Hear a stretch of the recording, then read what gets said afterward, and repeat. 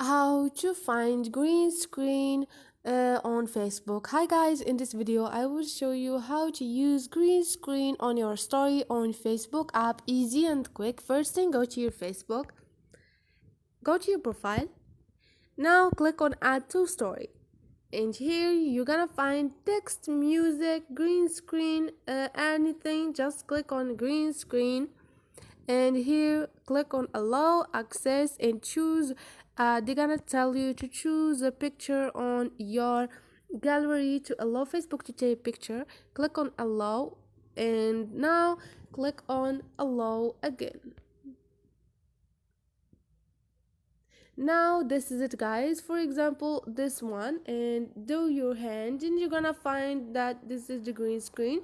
You can choose camera rule, and or choose one of those, whatever you want. If you are done, click on done, and this is it, guys, and start recording yourself with the green screen. So this is it, guys. Hope this video was helpful to you. If you like the video, don't forget to subscribe and like.